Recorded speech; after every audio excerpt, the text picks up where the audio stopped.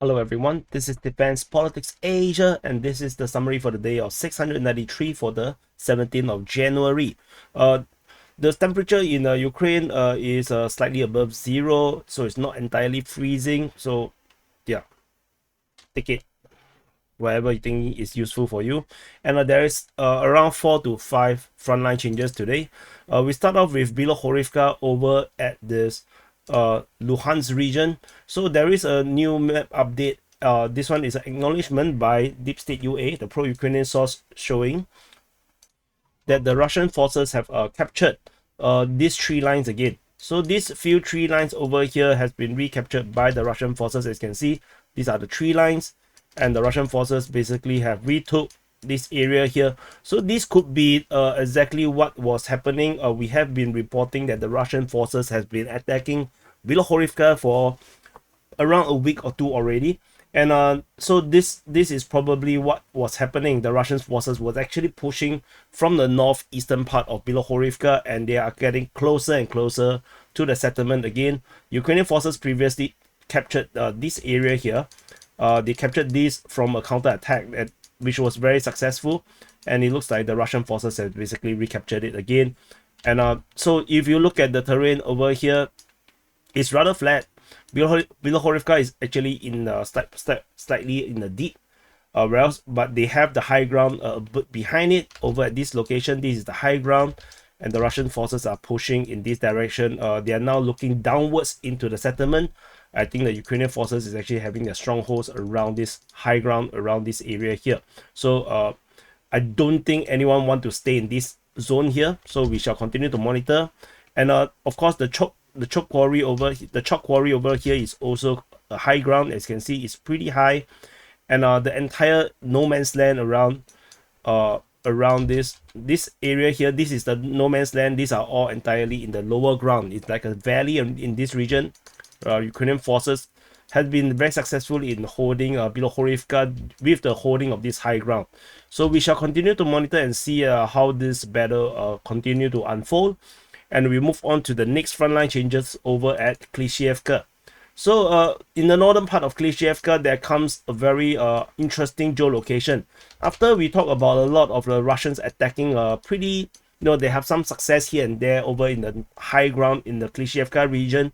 Suddenly we have this geolocation of Ukrainian forces getting hit by a TOS-1A thermobaric barrage right in this forest over here. And this was previously under the Russian control. So this is kind of weird, kind of awkward, because it was believed that the Russians had captured most of this forest ground.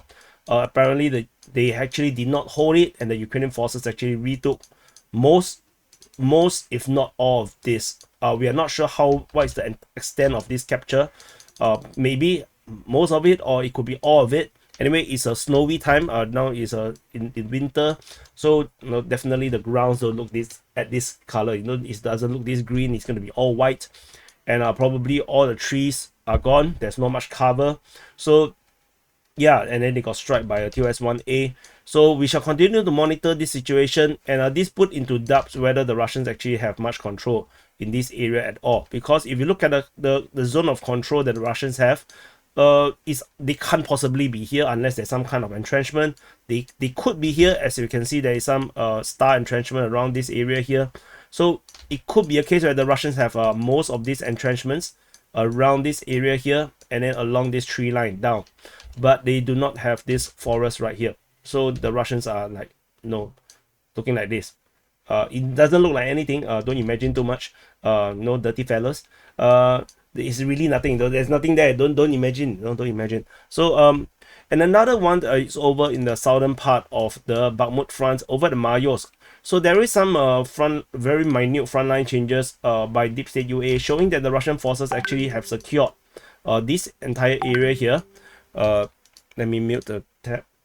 Yeah, this entire area here over at Mayorsk is a marginal change. This is previously considered gray zone. There was geolocation of some Ukrainian forces previously very close to Mayorsk, and it looks like the Russian forces have established a certain control after maybe some operation, or maybe the Ukrainian forces find it really hard to hold position around this area here due to FPV drones, artillery strikes, and or suicide drones, or grenade mortar dropping drones. So they have probably withdrew to more sustainable, more defendable grounds.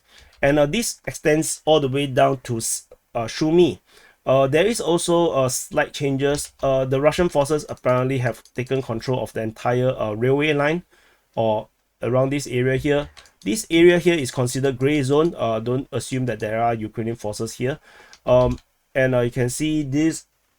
I'm not even sure is this no, it just looks like a road. It's not really like it's not really a railway. So yeah, this area here is very intonated. It's not really flat. It's up and down. Very rural area here. And so we shall continue to monitor the situation in this region here. This is a very quiet region usually, because strategically this is a very pointless place to capture and to fight in. The grounds here can be the territory that the Ukrainians are holding can be actually go around to. They don't really have to capture this place, and they can easily operationally encircle this entire region, and breaking all the resupply and communication routes easily. So the roads into this New-York Donetsk region is very limited. So which is why strategically it's quite pointless. It's not like Bakhmut. Bakhmut is like a web, it's spread out to all directions. So that's the key thing to note. And there's one more over at Verbove. So another one, this is at the Zaporizhzhia Front in the Orikhiv sector. So this Orikhiv, and if I zoom out, you can see Zaporizhzhia city over here, and this is the Zaporizhzhia Front. So we are at this area here. So there is this geolocation, very interesting. They geolocated FPV drones attacking Ukrainian forces at this very position. It was previously understood that the Russians actually have moved pretty far into the retaking most of the Surovikin line around this western part of Verbove. However, this geolocation shows that the Ukrainians may have done some counter-attack in this region here, particularly down this tree line, and managed to establish themselves around this junction of the trees. So FPV drones attack in this area shows that the Ukrainians had success previously. We do have the reports of Ukrainians fighting at Verbove region. You can see at the end of the December, there was fighting reported, the Ukrainians attack around this area here. So this could be the one that was referred to. And or it could be a even bigger case where the Ukrainians may not actually even have the Russians may not even have reached this far up. Maybe the Russians are still around this zone, this area here, have not really pushed that far out. So we shall continue to monitor and see whether these geolocations from these absolutely brilliant geolocators and OSIN will continue to provide. I personally do very limited geolocations, so usually it's not really worth my time because I'm really not that good at it. So there are very good geolocators around, so we just follow whatever they geolocate. So so that's it from the frontline changes. So basically there is largely very pro-Russian in terms of the frontline changes today.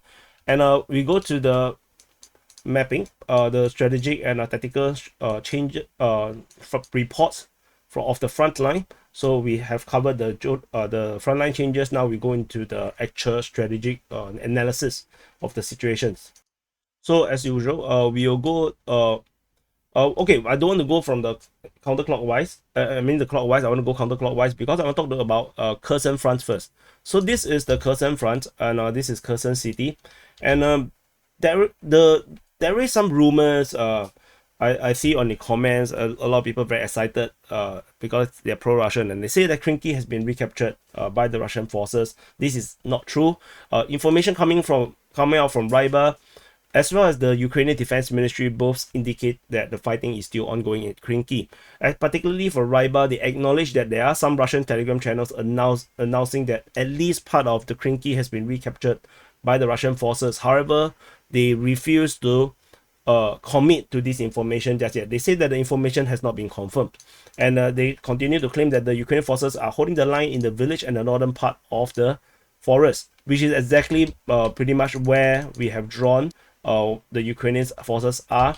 This is a very vague drawing, but you can kind of see the picture that the Russians are still at bay and Ukrainians still are holding this position.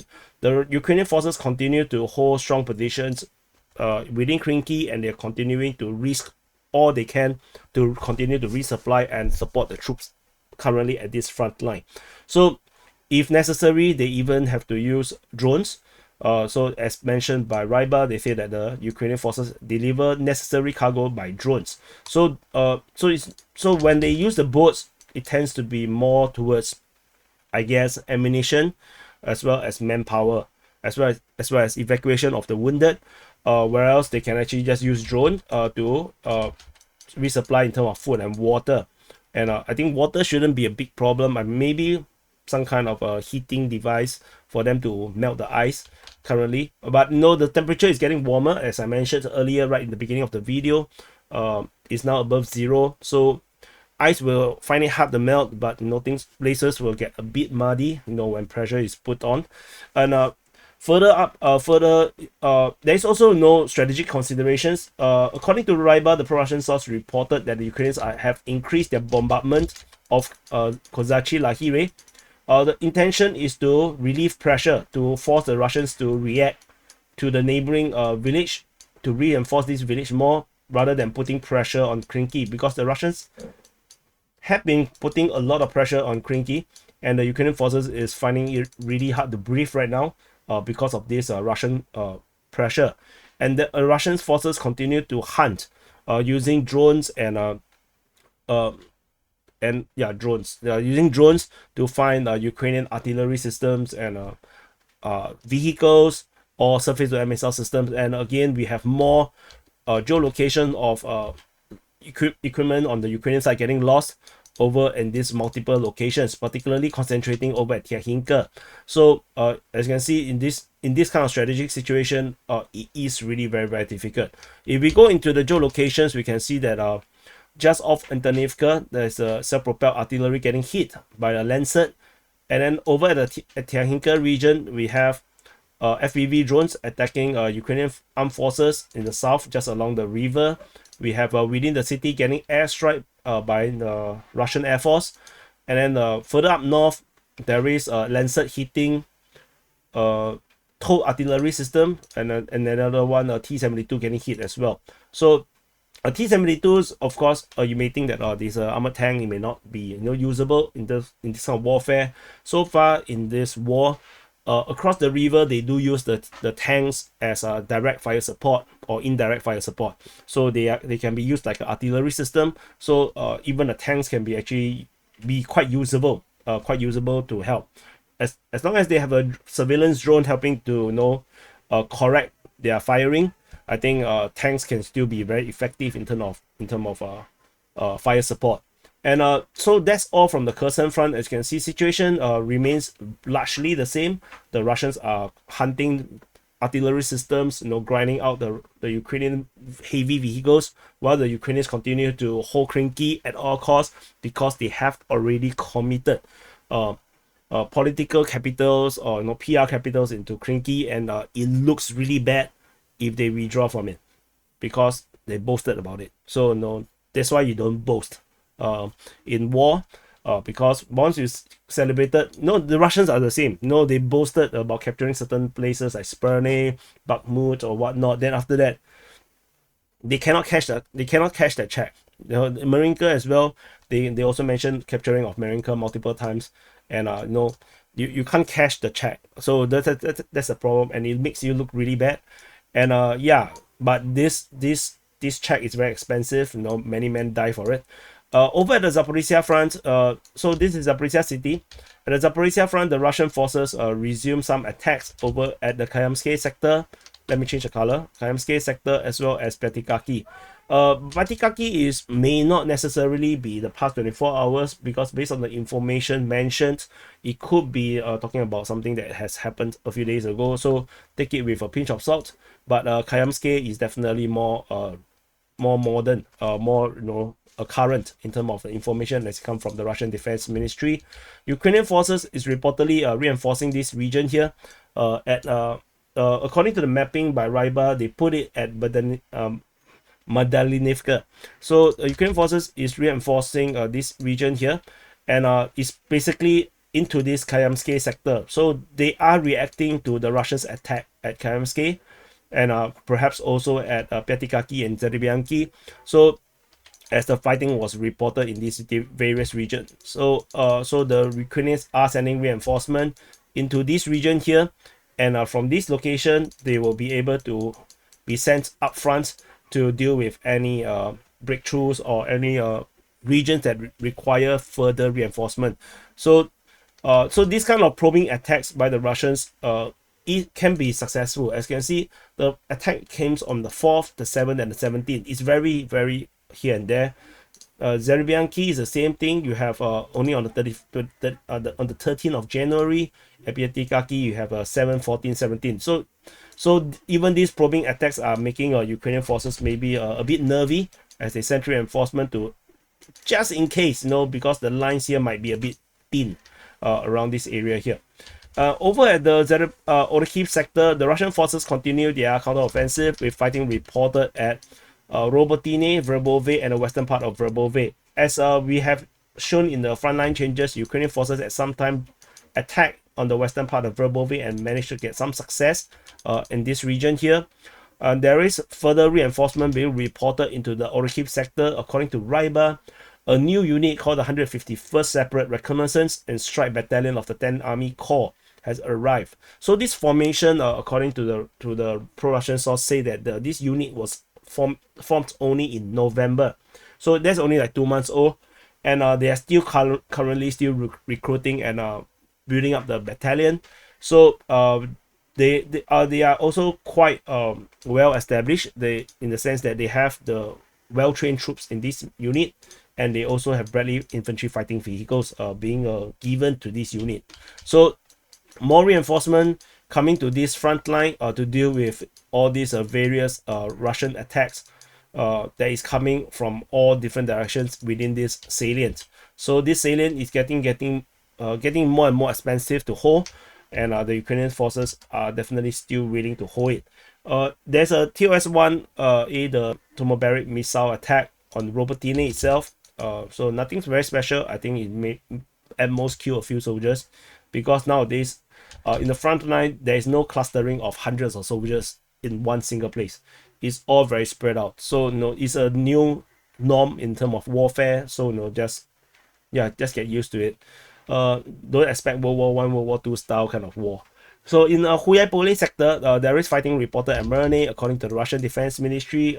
This is just a one-off probing. The last attack was on the 24th on Christmas Eve. We shall continue to monitor and see how this goes. We move into the Velika Novosibirsk sector. This Velika Novosibirsk sector, and at the Velika Novosibirsk sector, there is fighting reported at Prione, according to the Russian Defense Ministry. I'm not exactly sure. This area here had actually went quiet. Suddenly there is this report of fighting again. So we shall wait and see how this develops. Probably nothing much, my feeling goes. Over at the Donetsk Front, this is the Donetsk Front.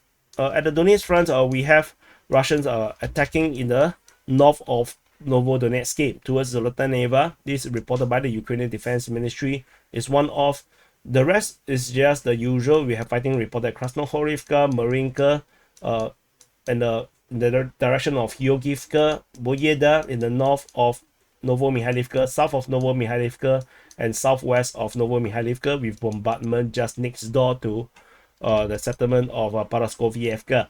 So we zoom in a bit more over at the Novomikhailivka region, and so at the Novomikhailivka region, according to Ryba, the pro-Russian source, they mentioned that situation here is a bit difficult for the Russian forces because of of problems with resupply and reinforcement, because this is all open ground. So this gives them a lot of problems as the Ukrainians can spot them very easily. So the front line, they say, that remains just off the southern outskirts of Novo-Mikhailivka. They are pushing in the southwestern part, and now they are concentrating, not just holding the southern front, but they are also trying to push from the north towards Novo-Mikhailivka. And at the same time, they are bombarding Paraskoviyevka.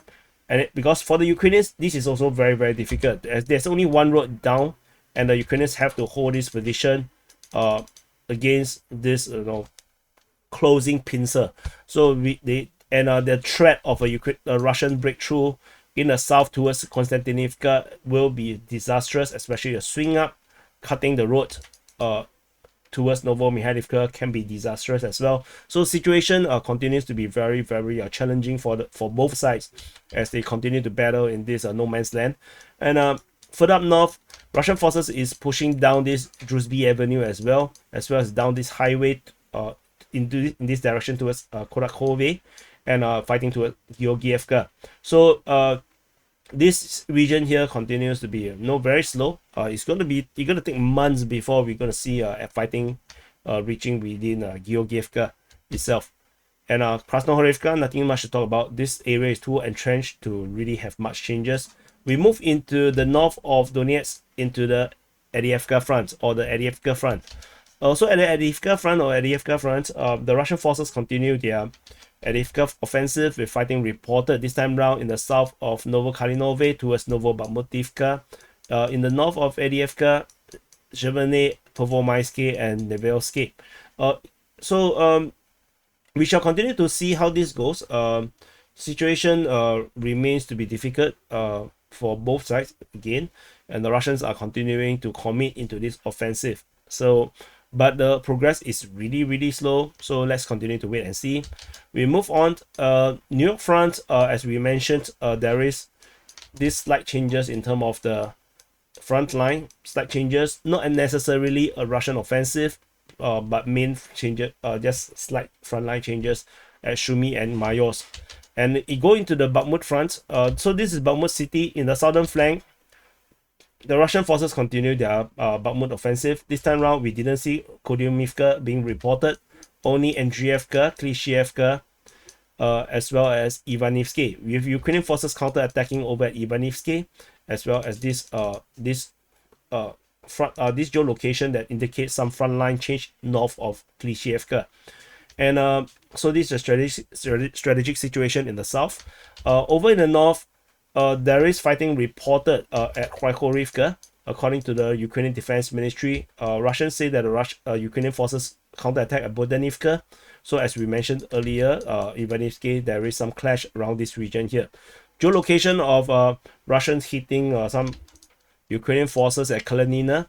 This allegedly is a drone operator HQ, and where the drone operators are hiding and launching drones. They got hit by artillery systems.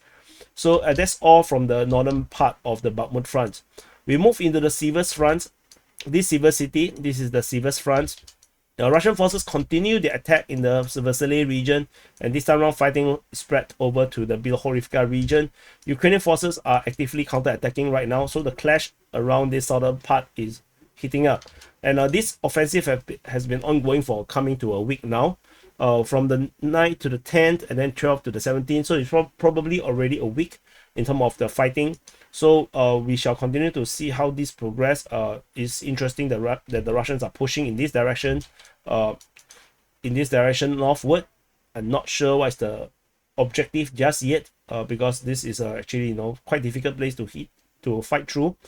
And the Ukrainian forces over at the Siversk Front has a good history of having very good results fighting against the Russians in this area here. There is no fighting reported at Sperne or Verkhamokanyamsky. So at Bilohorivka, as mentioned, the Russian forces are conducting offensive operations in Bilohorivka, and it seems like the vector of attack coming from the northeastern part of Bilohorivka. There is a geolocation of a tank getting hit within Bilohorivka. But I look at the footage, it's super blur. I can't really tell what was exploding, but there's some explosions. And that's it from the Bilohorivka. And we move on into the Kreminna Front. So this Kreminna Front, interestingly, no fighting being reported within the Zaporizhzhia forestry. Ukrainians are on the counter as they fight at Terny, Yampolivka, and Dibrova. Russian forces allegedly still continuing their offensive over at Terny and Yampolivka, causing major clashes in the Terny-Yampolivka front line. We shall continue to see how this goes. This front line is very hot right now, and the Ukrainians continue to attack in the Dibrova region. So that's very interesting, and we shall wait and see. Further up north, we have fighting reported at Makiivka. This is a continuation of the fighting reported from the 11th through the 14th, 16th to 17th. So this push in this area is also very interesting because there is very little reports, but the Ukrainian Defense Ministry keep saying that the Russians are attacking, and I'm not sure where are they heading to, what is actually happening. However, important to note is that Makiivka itself is actually strategically rather important. There is a major road coming into Makiivka from the west, and then it actually leads out in 3 different directions on the eastern part, particularly also along the river down south. So actually Makiivka is a rather important transport hub in this little region here. So heading to Kreminna, Novovodyan, down to Veske, to Nevsky, and then to Ploshchanka. So it is a pretty important town. So it could be the reason why the Russians are putting so much effort, but the Ukrainians are doing really well in this area here. We move on. There's nothing over at the Svetovoye Front. We move into the Kupyansk Front. This is Kupyansk city, and this is the Kupyansk Front. At the Kupyansk Front, there is fighting reported only in the Sinkivka region. The rest of the front line is quiet. And the situation here continue to be the same. The Russian forces continue to claim that the Ukrainians are attacking. The Ukrainians say the Russians are attacking, and so situation remains the same. There is a geolocation of Ukrainian forces getting hit by a thermobaric missile, the TOS-1A. This is probably the 3rd one that we have geolocated. We have report of geolocations from videos that is being published online. So this is it's quite scary, fighting on the Ukrainian side, if the enemy have such a devastating weapon. But of course, you only need to be scared one time, because after that you're dead. So that's all from the Kupyansk Front. We have nothing over the Kharkiv Front. The front line went quiet, and that's it. This is the summary for the day of 693 for the 17th of January. Do subscribe. Subscribe is really important. Half of you guys who watches this don't subscribe, so it's important to subscribe because then the views can increase. No subscription, it makes it really hard for the channel to grow, and it will limit my capability and the revenue that I can get through the advertisement through on YouTube. So anyway, and press the like button, and let me know what you think in the comments. I'll see you guys in the next update.